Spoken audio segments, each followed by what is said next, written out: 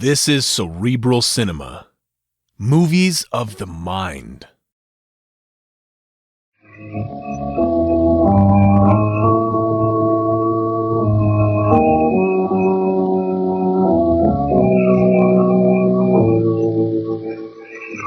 knows what evil lurks in the hearts of men? The shadow knows. Your local blue coal dealer presents The Shadow.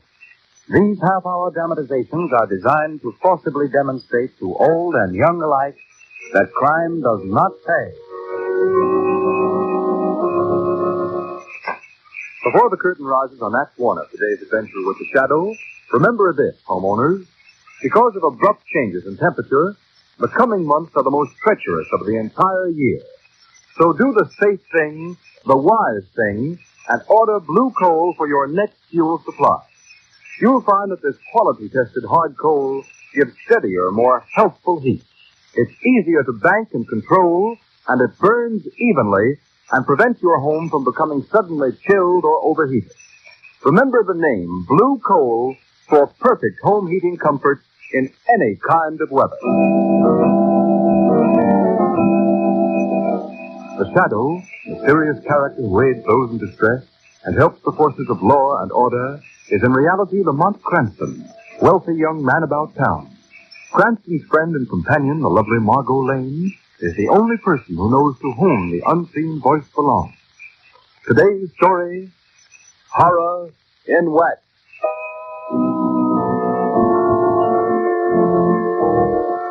Lieutenant Carter, I want you to check that new list of stolen cars with a 4-car detail before the men go on duty. All right. You, Benson, take a squad of 20 men and help Cardona with the detail that's guarding the mayor at that rally tonight. Okay. And you, Brophy, you better... just a minute. Oh, Commissioner Weston speaking. What's that? When did this happen? All right. Give me the address. Yeah. 22 Prince Street. I got that. Yeah. I'll send a man out right away. Brophy. Yes, Commissioner Weston. This is a job for you. Rest of you men can go now. Get out on the job and keep awake. Here you are, Brophy. Take this address. It's a rooming house out on the south side. Woman's been found dead in one of the rooms. Ah, now the poor thing. Murdered by some blackguard, I suppose. Never mind shedding any tears about it. Get out there and find out what happened.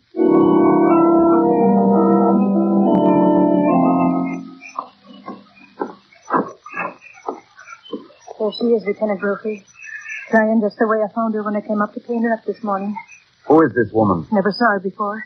Didn't you rent her the room? No, I rented the room to two men. They came in last night. They were gone this morning. She must have come in during the night. Did they leave baggage or anything? Oh, they brought nothing with them and took nothing, I guess. Well, I'll look her over and see what they've killed her with, if they killed her. Well, she certainly is a finder. The saints above, what do you call this? You found something? Hard enough to curl me tongue so I can't say a word. Here, feel that hand there. You want me to touch her? Oh, no, you don't. The hand is as stiff and hard as a rock, and so is the arms and her face. Why, sure, this is no woman at all. It's a wax figure.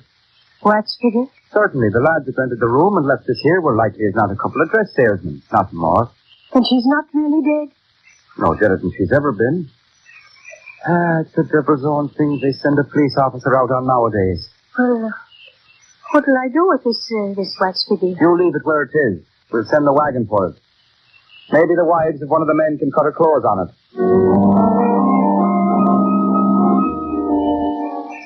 But, Commissioner Weston, it's the truth I'm telling you. It was nothing more than a wax figure as hard as rock. A fine thing to leave behind in a furnished room. Well, you better send the wagon out there. Hello? Commissioner Weston. Yes, who's this? This is the Shadow, Commissioner. Yes, well, what do you want now? We've had peace and quiet around here lately. Say, just a minute. Hold the wire a second. This is that Shadow fellow, Brophy. I'm going to have some fun with him. Shadow, we just got a case that has us all baffled. Would you like to help us? Of course, Commissioner. You know I'm always willing to lend whatever assistance I can. Oh, fine. Well, here's the dope. A woman's been found dead at 22 Prince Street, out on the south side. We don't know who she is or how she died or a thing about her. I'll put the case into your hands if you want to tackle it. Well, I'd be glad to, Commissioner. I'll go out there right away and investigate. That's fine. But, Shadow, you've got to make me one promise. Oh, yes, Commissioner. What is it? Well, the medical examiner hasn't cleared the case yet, so I'd appreciate it if you wouldn't touch the body or disturb it in any way. All right, Commissioner. I hardly think it'll be necessary. Well, good luck then, Shadow. I'll see you later. Oh, no, Commissioner. You'll hear me later. How's that? Oh, yeah, okay. I'll hear you later. Over, he fell for it. Yeah. Fell for it. Hook, line, and sinker. I'd give me eye teeth to be there when he examines that dead body. This is funny, Brophy. We've got the Shadow, the great crime expert, investigating the death of a wax figure.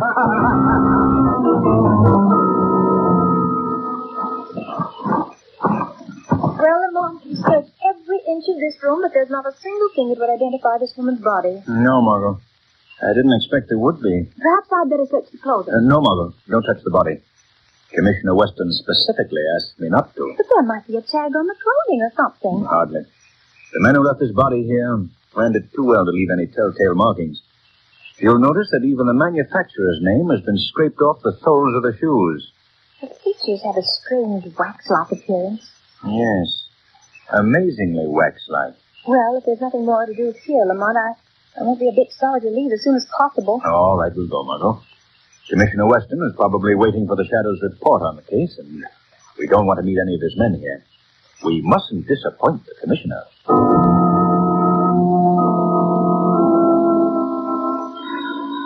Wait a minute, Brophy. Till I see who this is. Hello? Commissioner Weston speaking. Hello, Commissioner. This is the Shadow. Oh, yes. Well, Shadow, how did you make out? Have you made any progress on that case I gave you? Yes, Commissioner. A little, I think. The case is fairly obvious. You don't say. The woman did not meet her death in that room. What's this? You're sure about that, I suppose? Positive. She died someplace else and was brought to the room. Well, it didn't take you long to figure that out, did it? What are you going to do, Shadow? We've got to find the men who brought the woman there. You're getting off on the right foot, all right. But how are we going to find them? Have you figured that one out? Not exactly. But I'm not going to waste any time. You hold the body until you hear from me. Oh, you're sure we're going to hear from you, aren't you? You'll hear from me a lot sooner than you expect, Commissioner. Well, now, in that case, Shadow. Shadow. He's hung up. Trophy. Did you hear that? I worked, Commissioner. I worked. This is about the funniest thing I've ever run across. You pulled him good, Commissioner. She didn't die there, he says. I was right in that. He certainly was.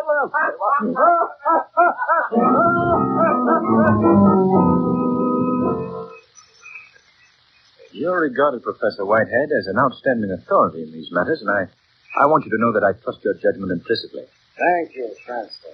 Of course, it's a fairly common knowledge that from time immemorial, scientists have labored with the idea of preserving life through freezing, waxing, mummifying, and various other such methods. Yes, I read only recently where a group of Russian scientists froze a man and then performed a very difficult operation. I believe the man survived. It's very possible, Miss Lane. But this waxing process, Professor, preserving the human form by turning it to wax, have you had any personal contact with such cases? I haven't actually participated in such experiments, but I've followed them quite closely. In fact, here's a book right here on my shelf. Yes, this is it. This is an account of the experiments of Dr. Jean Penot, famous French scientist. He invented a chemical which he injected into the arm.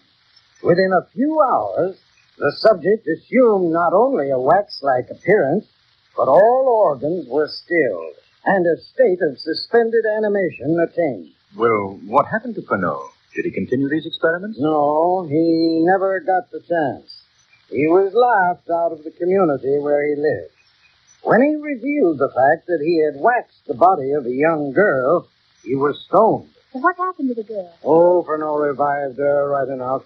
The experiment was entirely successful. Then he not only had a waxing process, but also an antidote to revive the subject. Yes, a restorative, he called it. By the way, here's a picture of Penot in this book. Oh? Yeah. Rather an interesting-looking face, don't you think so, Margot? Hmm? Yes, very interesting. But one I wouldn't care to meet on a dark road. Well, do you think Dr. Penot is still alive, Professor? That I am not prepared to say, Mr. Cranston. It was reported he came to America 10 years ago. In any case, he dropped from sight about that time. I see. Well, I'm very much obliged to you, Professor. We must leave now. This talk has been most interesting. And I promise you, it will result in something even more interesting.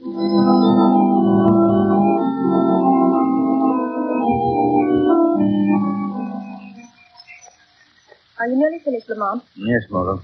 Quite finished. We've checked every wax figure dealer in this entire territory. The business connections of all of them are easily accounted for. That is, all but one. This Cosmos Wax Figure Company. I can't find a single firm that does business with them. Perhaps there's something wrong. I don't know, Margot, but I think that...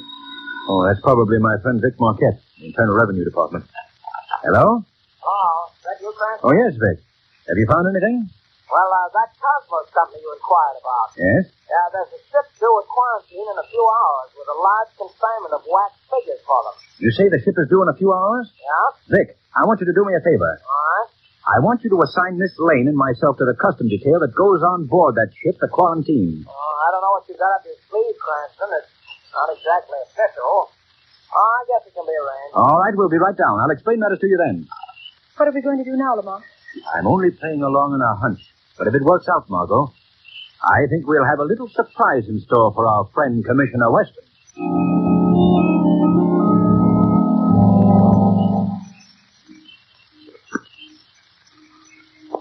You're the man in charge of this shipment of wax figures?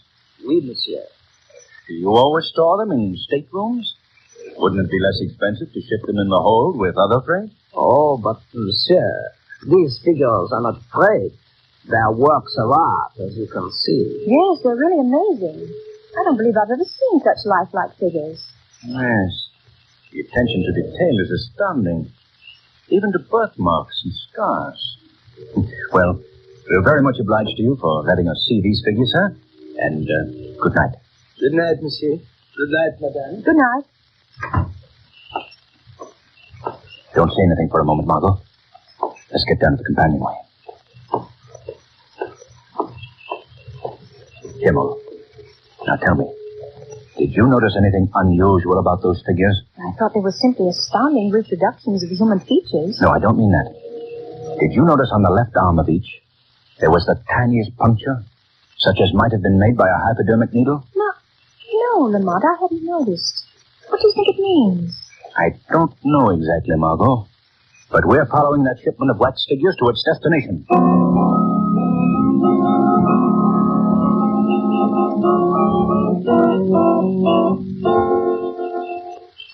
In a moment, you'll hear Act 2 of today's story.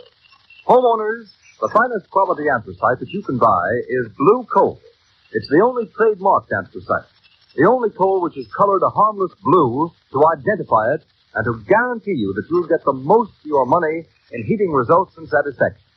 That's why it's important to insist on blue coal by name when you order fuel. Once you've used blue coal, you'll agree with me and with countless thousands of satisfied homeowners that it certainly is different from ordinary hard coal. And that difference is in the steadier, more healthful heat blue coal gives you, plus the fact that it requires less furnace attention. That's because blue coal is a guaranteed product of Glen Alden, the nation's largest coal company. Each ton of blue coal is carefully sized, prepared, and washed to remove any existing impurities. But most important of all, each carload is submitted to a thorough laboratory test to guarantee its superior quality before it's accepted for shipment. Those are the reasons why blue coal banks and burns better and gives longer intervals between firing. Those are the reasons why it will pay you to order blue coal by name if you want perfect all-around heating comfort and satisfaction in the treacherous months ahead. Call your nearest dealer. His name is listed in the Where to Buy It section of your classified telephone directory under the words Blue Coal.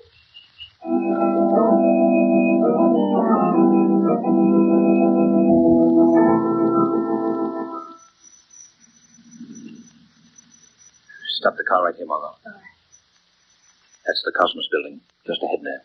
Dingy looking place, Lamont. Doesn't appear as though there's anybody inside. Yes, there is, though, Margot. Look down at the back there. You can just see a bar of light filtering through that shuttered window. Oh, yes. What do you suppose they could be doing in there at this hour of the night? They've already gotten the shipment of wax figures from that freighter. That's probably what occupies them now. Better turn off your headlights. We'll sit here and wait a while. Look, Lamont. That side door is opening. Someone's coming out. Sit tight, Margot, and watch. The man. He's coming this way. Yes. Quiet. Margot. What? Look at this man. Look at his face. Why? Well, Lamont, this is amazing. It just can't be possible. Quite possible, Margot. That man who just walked past was one of the wax figures we saw on the freighter tonight. Why, it's like seeing someone step out of the grave. It may be little less than just that, Margot. Men stepping out of the grave. Lamont, you don't actually... I don't know what it is, Margot. I've only got a hunch. I'm going to see if I can't get a glance through that window back there. I'll come along, Lamont. No, you better stay here. I feel more comfortable with you. All right, Margot. If you feel better, come along. We'll have to be very careful, Margot. The rest of the building seems to be deserted. All but that one room. Yeah, they're all probably busy in the back. Let me take your hand, Margot. It's pretty steep here. Yeah, quiet now, Margot. This window may be open. They might hear us. I'll see if I can take a peek through this crack here. See anything? Margot. Look. Why, the room is fixed up like a laboratory. Yes. There's some more of the figures we saw on board ship. That man with his back to us. He's dressed like a doctor. Yes. I hope he turns around so we get a good look. Margot. Over there in the corner. Recognize that face? Why, yes. It's the man that was in the ship's cabin. The one who took care of the wax figures. Right. There, Lamont, the other man's turned around. Look at him. Yes. Isn't that the man whose picture Professor Whitehead showed us? Yes, Margot. It's Dr. Furneaux. What do you suppose they're doing? I can't see. They're working at the other end of the room, mostly. Margot, you go back to the car. What are you going to do? Look around here and see if there isn't any way of getting into this place. There's a gang of men in there, Lamont. I've got to take the chance, Margot. Now go, Margot, quickly, quickly. This is a matter for the shadow. All right, Lamont, but do be careful. Even the shadow might be shot.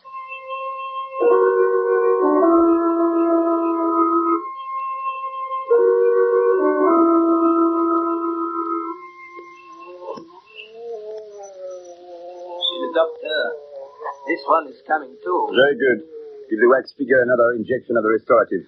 Half quantity this time. Say, Doc, that guy's groaning like he was in awful pain. That is as it should be, Chip. The muscles and tissues are losing their rigidity. The process is often very painful. Gee, this sure is a great idea of yours, Doc. Imagine turning people to wax with a jab of a needle, and with a jab of a needle bringing them back again. Don't have quite so much to say, Chip. I wonder how people would react if they knew of your great accomplishment, Doctor. They would laugh. Laugh as they always do at things they don't understand. They laughed me out of the legitimate pursuit of my science. But now I have the satisfaction of accomplishment. Oh, where am I? Where am I? Say, that guy's coming too now, Doc. You're all right, my man. You've reached your destination. Then this is America? I am in the United States? Yeah. Put these clothes on. You must leave here at once. You will listen to my instructions, my good man, and be sure you follow them to the letter. Yes. In addition to the sum you have already paid us for smuggling you into this country, remember that our agreement is that you pay us 25% of your earnings for the next 5 years. After 5 years, you will return for another injection of the restorative. If you fail to come back for this injection, you will become wax again, and for all time. If you fail in your obligation to us, or if you ever reveal the means by which you were smuggled into the country, you will be denied the restorative. The effect, of course, will be the same. You understand? I understand. Rise then and go. Monsieur le Docteur, this one, he does not revive. I'm afraid he will not. You men on the boats are becoming very careless with the waxing fluid. We had a girl die on our last shipment. But I assure you, Doctor, I followed your instructions exactly. One injection, so much as is in this hypodermic, every 12 hours. You must have miscalculated the time. My solution cannot fail. Here, Chip, this body will have to be disposed of as you disposed of the girl a few days ago. Okay, Doc, it's as good as done. I want you to... What's that? What's the matter?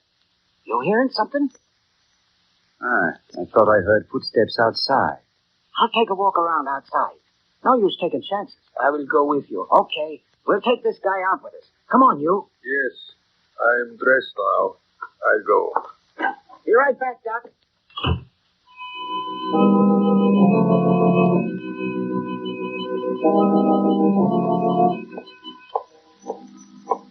Chip. What is it, Nero? That car over there. Do you see anybody in it? Yeah, I think I see a face. It's strange that anyone would sit in a lonely place like this with the lights out. No? Yeah, it does look kind of fishy. Let's find out what it's all about. Come on, Murat. Keep your gun handy. There is somebody in the car. Looks like a girl. What do you know about that? I do not like it. She won't like it either when we get through with her. What are you doing in here, lady? Waiting for the morning mail? Who are you? What do you want? We want to know who you are and what you want. That's none of your business. You're a first dame, eh? Chip. Yeah? What's the matter? This girl. I have seen her before. Yes, I know. She was with the custom man aboard the ship. Oh, yeah? Come on, lady. Get out of that car. I'll not get out of this car. You get away from here. Grab her, Murat. Keep your hand over her mouth, Murat. We'll take her into the doctor. Come on. Lift her up. There is no question about it, monsieur le docteur.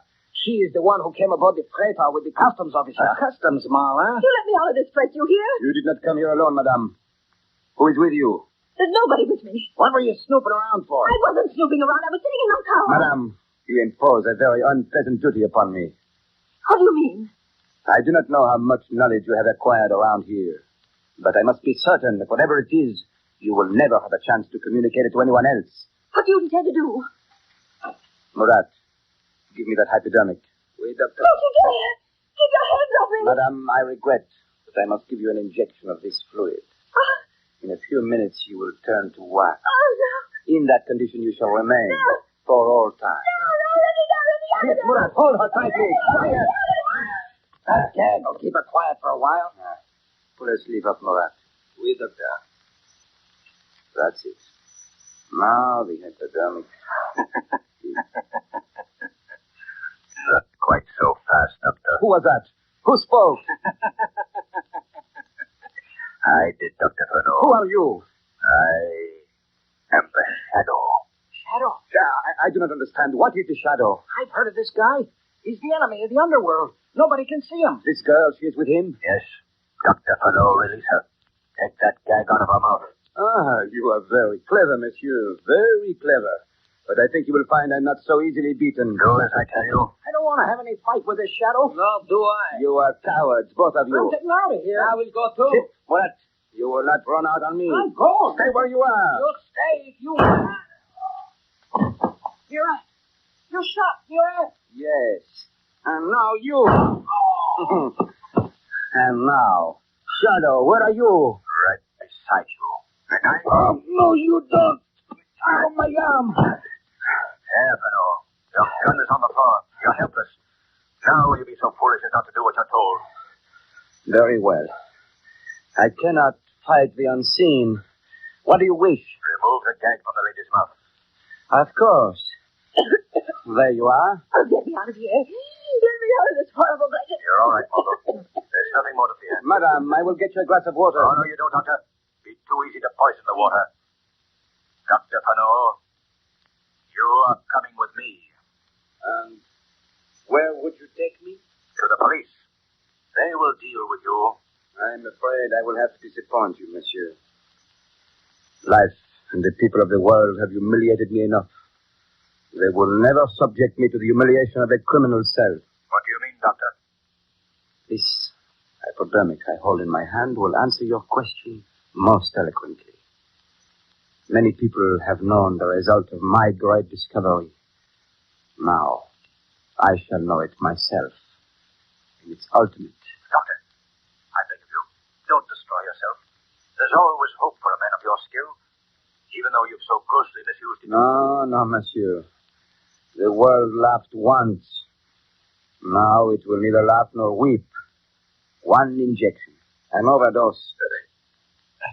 So, and you shall witness firsthand, monsieur, the results of a great discovery. Doctor, don't. You want to do It this. is done, monsieur. It is done. I destroy the last bottle of the restorative. Now, my secret dies with me. Lamont, look. His skin is turning white. His body is becoming rigid. Yes, Margot. Watch. He's turning to wax. Just as he's turned others. Oh, Lamont, I can't bear any more. Take me out of here. Take me out, Lamont. Take me home.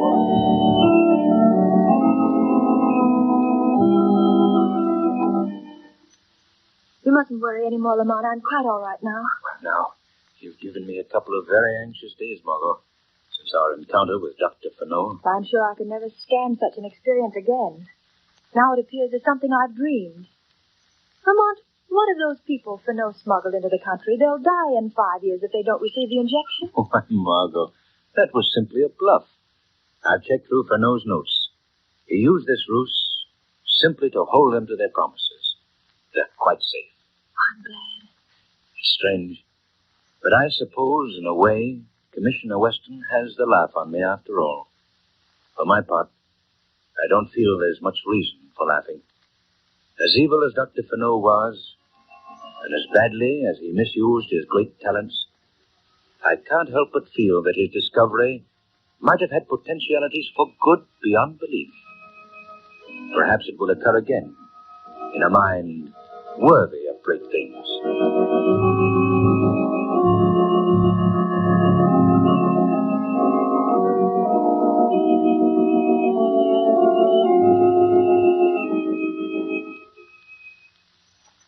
Now a word from Blue Coal's heating expert, John Barclay.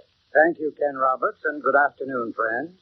You know, you just can't operate your furnace efficiently and economically unless you understand how to regulate your furnace dampers.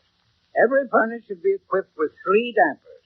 The ash pit damper, located at the base of the furnace, below the grate level. The turn damper, located in the smoke pipe behind the check damper and the boiler. And the check damper, located between the turn damper and the chimney.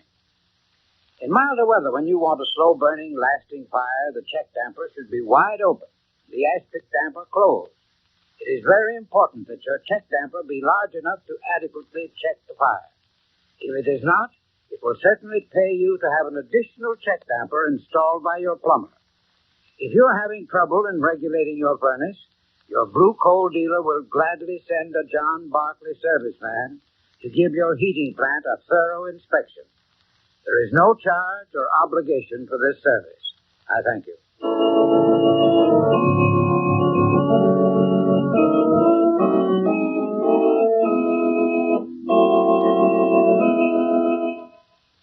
Today's program is based on a story copyrighted by the Shadow magazine.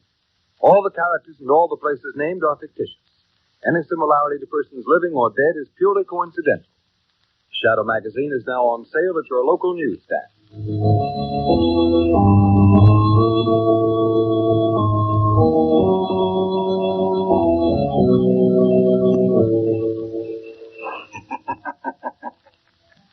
The weed of crime bears bitter fruit. Crime does not pay. The shadow knows. Next week, same time, same station, Blue Coal, America's finest anthracite, will again present another thrilling adventure of the Shadow. Be sure to listen, and be sure to burn Blue Coal, the solid fuel for solid comfort. Cerebral Cinema hopes you have enjoyed this movie of the mind.